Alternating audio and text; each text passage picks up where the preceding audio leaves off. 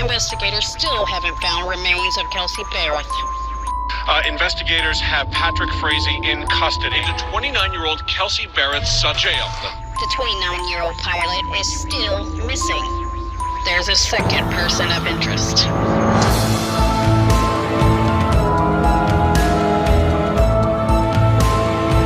Crystal disposed of Kelsey Berreth's phone 600 miles away from Woodland Park. Patrick Frazee, a good old boy, was the fiancé of Kelsey Berreth. Sharon Berreth, the mother of the missing woman, discovers a shocking detail in her townhome. With dozens of investigators rolled up to his front gate, with dogs, digging equipment, and an FBI evidence team scoured the 35-acre property for 2 days. You don't take a backhoe to somebody's ranch and start digging if you don't suspect you're going to find something. We're going to be covering this pretty quick here because we have the Kelsey Berreth trial coming up where Patrick Frazee is on trial. But the sad part about that is there's no remains found. So Patrick Frazee, who is from Colorado, a small town called Woodland Park. So he lives on a 35-acre ranch with his mother named Sheila. Now this town is very, very small. It's pretty much everybody knows everybody there. And he met a young lady from Moses Lake, Washington. Her name is Kelsey Berreth. She was a 29-year-old pilot, and she and Patrick seemed to have fallen in love, and she moved to Woodland Park to be closer to Patrick Frazee. She and Patrick had a daughter together, and I'm not going to say her name because they're not wanting her name mentioned really anymore, but she is just adorable. She was about 1 year old when Kelsey Berreth was heading to Safeway on Thanksgiving Day to go pick up a few items. But before that, Kelsey Berreth lived in these townhomes in Woodland Park. She had just bought the place, and she and her daughter lived there. Patrick Frazee lived with his mother. They were living separately. So about November 21st or so, Patrick Frazee asked Kelsey Berreth if she wants to go with him to check on some cattle that's nearby. Now, according to the affidavit that I have, it was late at night, guys. And anyways, so that can change. Things have changed, and that's why I can't wait until tomorrow, where we should finally get some answers. So to save a little bit of time, what I'm going to do is I'm going to run this. It's a part off my other video where it explains some text messages that went on between Kelsey Berreth and Patrick Frazee. Some of them are when Kelsey Berreth was alive and well, and some of them are after she is gone, and it's just Patrick Frazee pretending to be Kelsey Berreth.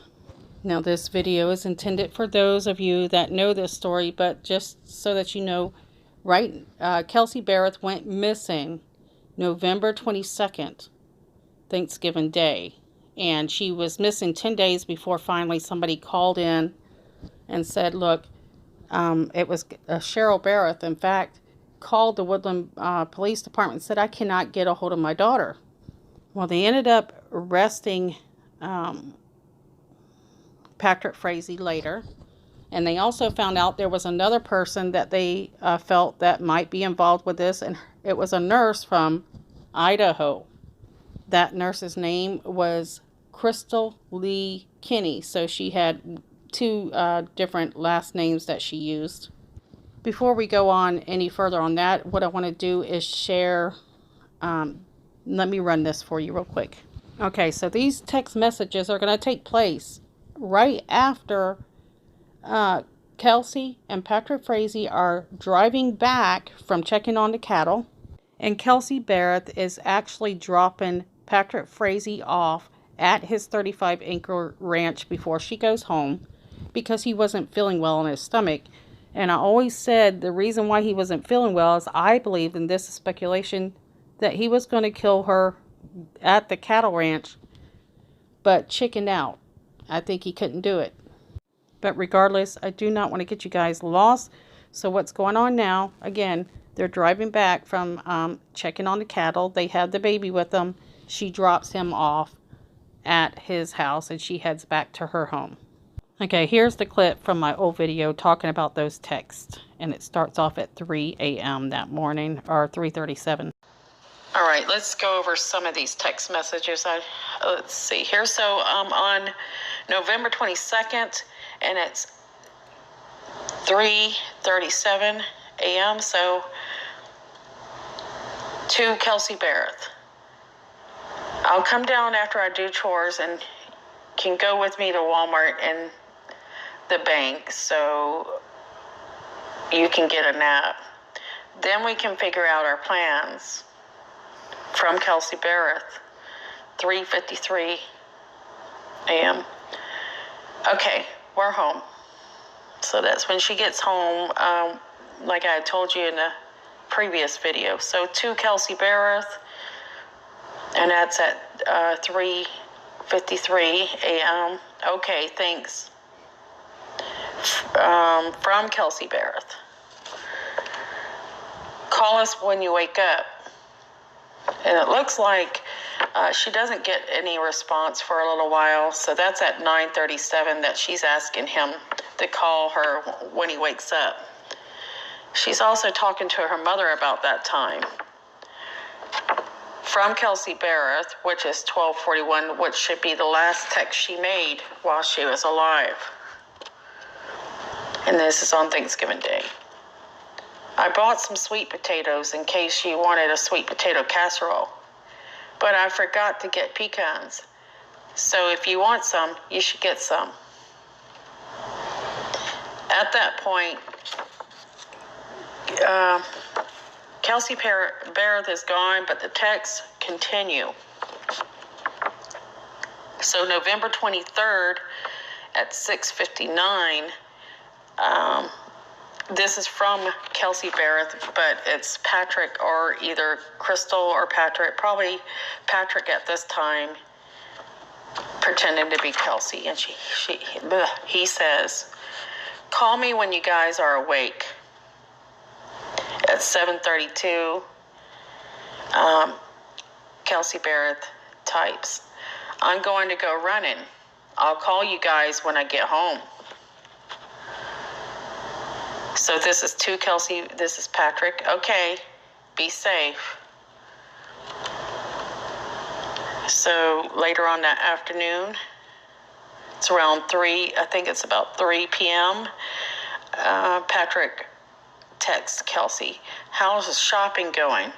We're going to go trim the cake over the Lake George. And around 3:30 p.m., Kelsey supposedly says, just looking still. Not really finding anything I like. Might just shop online. So listening to what he's saying here, you can see where Cheryl's saying he does speak with fragmented sentences. It's nothing like Kelsey Berreth. All right then. So later on that evening, supposedly from Kelsey Berreth, she says, it's getting pretty late this evening. Actually, do you mind keeping the baby tonight? Sorry, I'm really tired and stressed out. Call me in the morning when you guys wake up. Patrick pauses for a bit before he responds, and he texts Kelsey back to say, sure, I don't mind. What's going on? Are you okay? Do you need anything, or can I do anything? Suddenly, this guy that's always asking Kelsey to do everything and wouldn't respond is suddenly helpful, isn't he? And supposedly, Kelsey Berreth responds back with, no, I'm fine. Just worn out. Talk to you guys tomorrow. Then finally, the last text message of 11:23 is to Kelsey Berreth. Lost my spot there, guys. Sorry. Okay, if you do, please let me know. All right, moving on to the next day 11/24 of 2018, and this is to Kelsey Berreth. And Patrick Frazee asked her, "Are you awake?" And from Kelsey Berreth, she says, "Sorry, I didn't hear my phone. Going to jump in the shower. I'll call you guys when I get out." And Patrick, types to her, says, "Okay." Then he sends another text that says, "There's a sudden issue. There's no warning." His text says, "If this is truly what you want, I'll respect your wishes and I'll give you space. Let me know if you change your mind. I'll leave you alone now. You can call me when you decide what you want to do." And then from Kelsey Berreth, she responds, "Call me when you guys are awake." On the next text, it's also from Kelsey Berreth, and it just has Patrick Frazee's email with the password. Now he responds, "Okay, thanks. I'll look at them when I get time tonight." Kelsey says, "Call me when you guys are done." And he says, "Okay, I will do." Then suddenly another dialogue change of Kelsey asking Patrick, "Do you even love me?" Patrick, shocked, says, "Why would I bend over backwards and stand behind you through everything if I didn't?" So to answer your question, yes, I do. Now, there are a lot of text messages we do not have that I cannot share with you right now. They've had, I would love to see the text messages between Patrick Frazee and Crystal. Definitely would love to see those. And I would love to see the text messages between Crystal and her friends, especially between Megan and Michelle Stein. So, yeah. Now, guys, you notice when Patrick Frazee is texting Kelsey Berreth, he's already thinking ahead and he's setting himself up. If you don't remember, you remember those photos we seen of Patrick Frazee at Walmart with the baby? Well, he did go to Walmart, just like he said in that text. And also, remember when I pulled up that information in my old videos that told you that Patrick Frazee on November 22nd, he went to the bank and he asked the manager if the baby and him were visual in the surveillance camera. Well, in that text, before he ever done that, he's kind of telling, the police and the investigators for in the future, this is my alibi, this is where I went, this is how it went. Patrick Frazee thought he had planned this out perfectly. I don't know if you guys remember all that because that's a lot of information to take in, and I don't have time to cover all that because we're going to be covering it again soon starting this week. Except we're going to be covering it with the real stuff.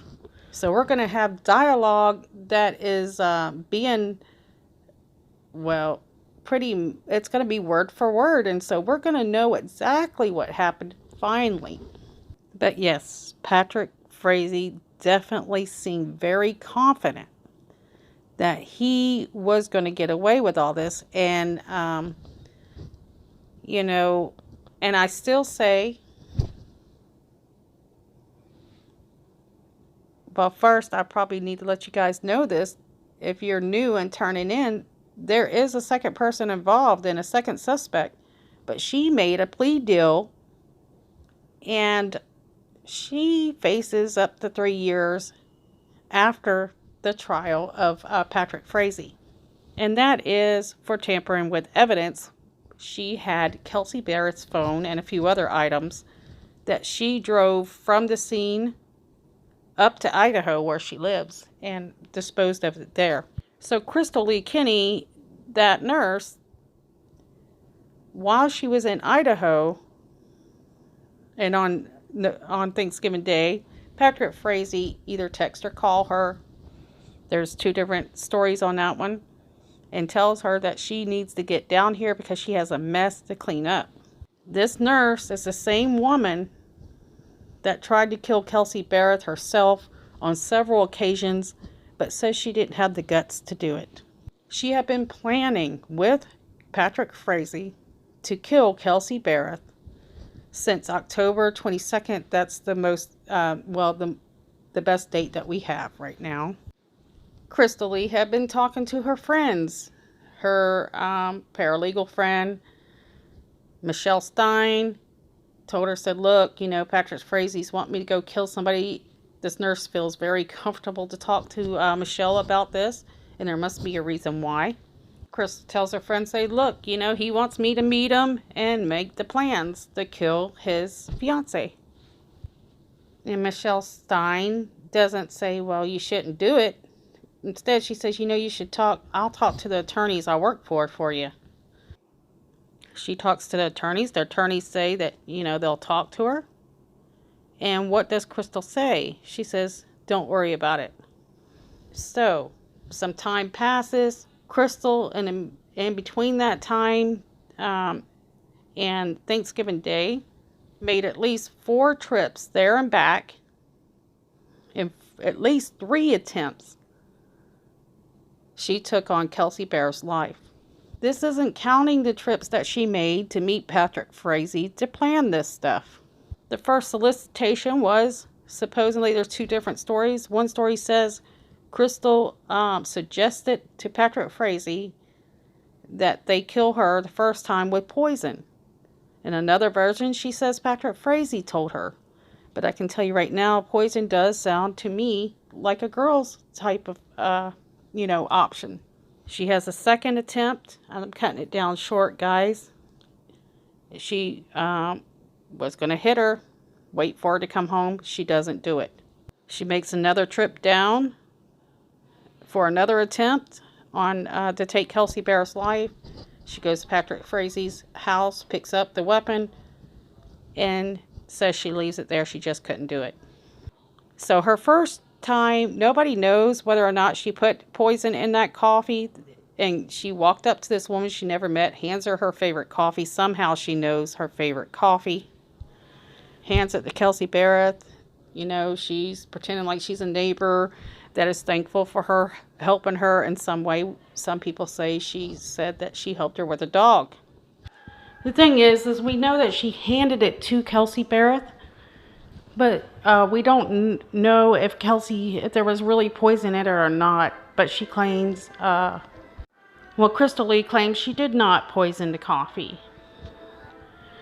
So, long story short, guys, because I'm really trying to do a brief summary before this court so that we can kind of compare it.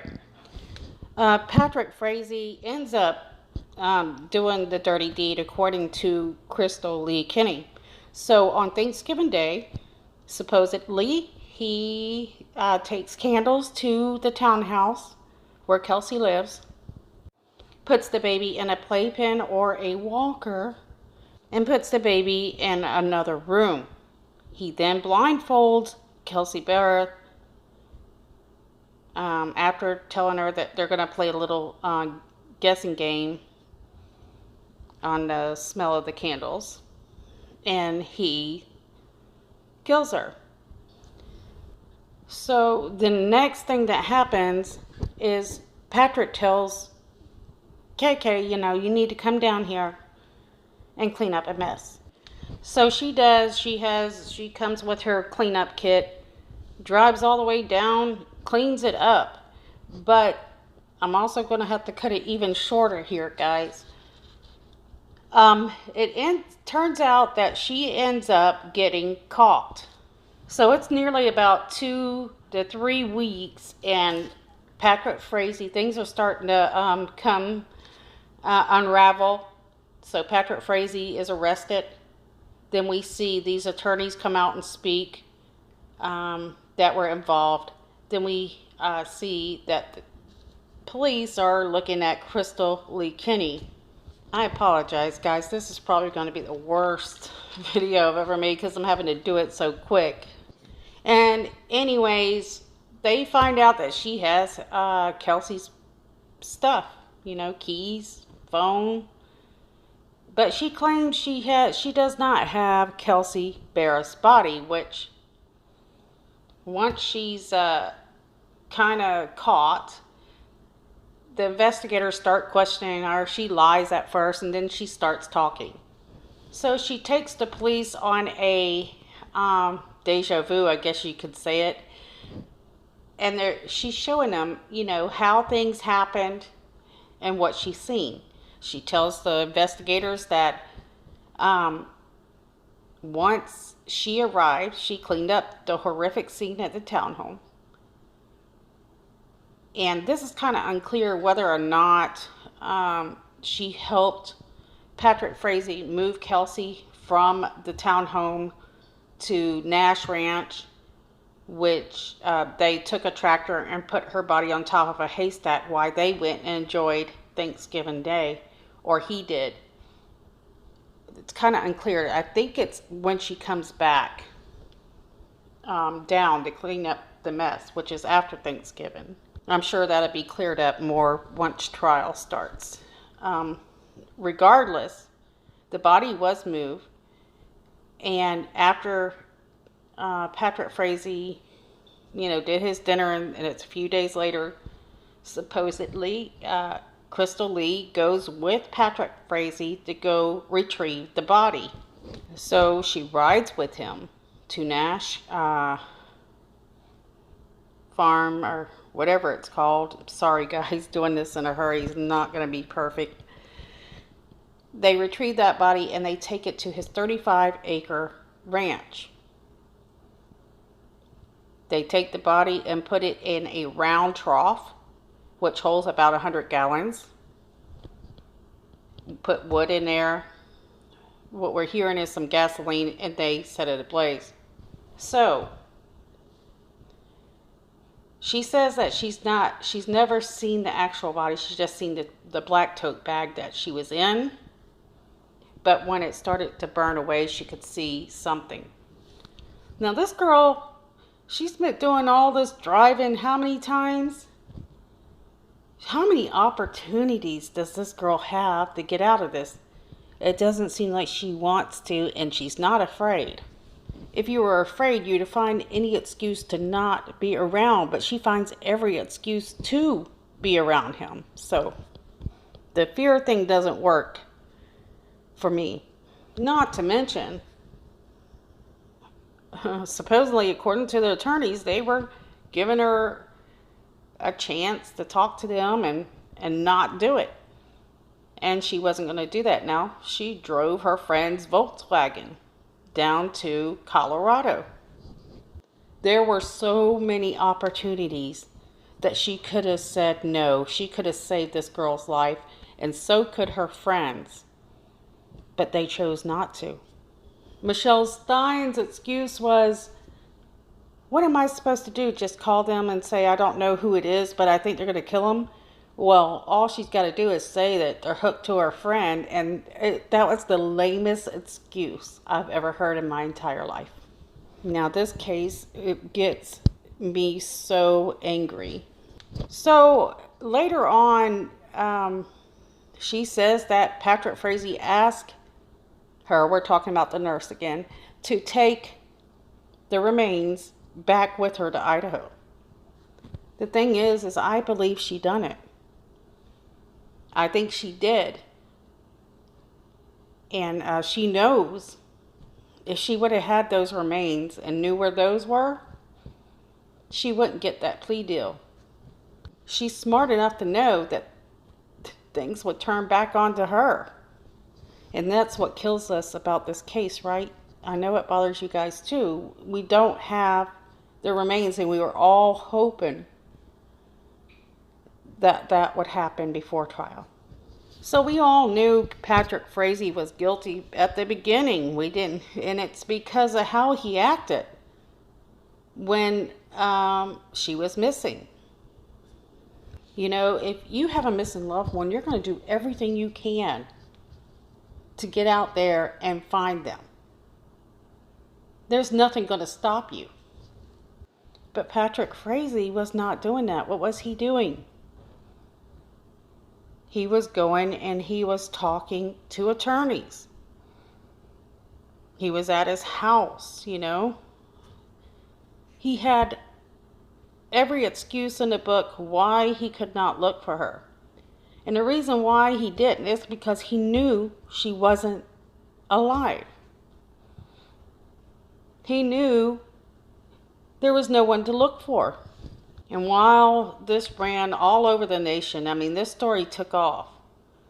The friends of Crystal Lee didn't come forward until far too late. Well, guys, please, today I want to ask you guys to put in the comments what you think the outcome's going to be. Do you think that Crystal played a larger role in this than she's saying? And also, what do you think will happen? Well, let's talk about the evidence real quick before I close this out that was found in there in the townhome. So some of the evidence that was also burned in that trough, I forgot to mention, was the bat. And supposedly Crystal Lee was the one that put her purse into that burn pile in that trough.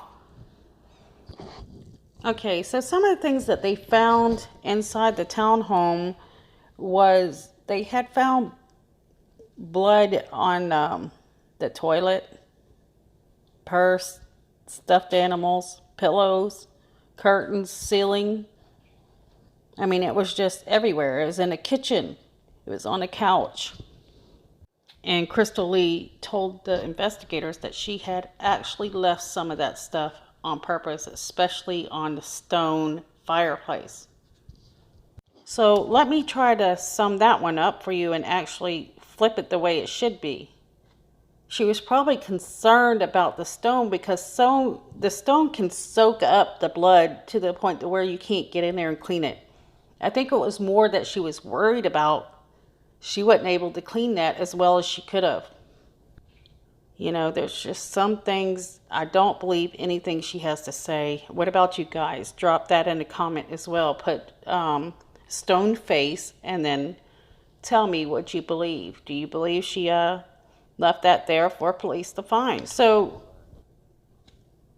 let's go ahead and hop forward because I need to close this out if I'm going to even get this out today.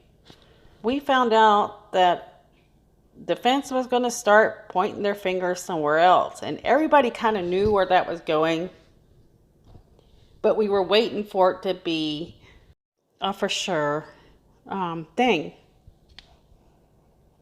And we found out that that is a possibility, that when this trial, sometime in this point in this trial, we may see Patrick Frazee try to turn the tables.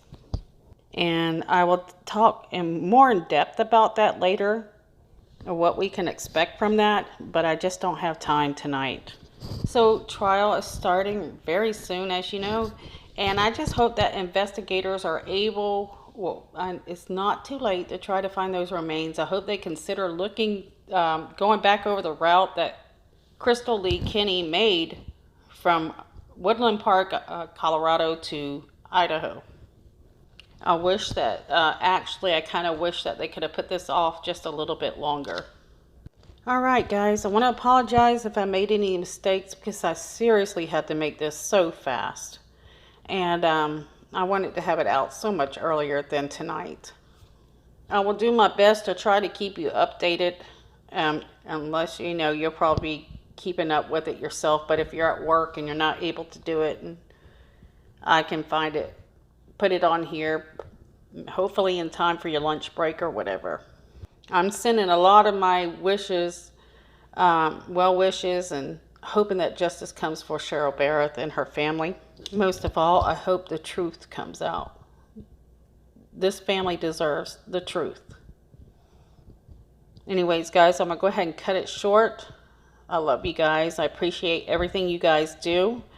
And I guess I'll see you guys very soon, starting tomorrow. Good night.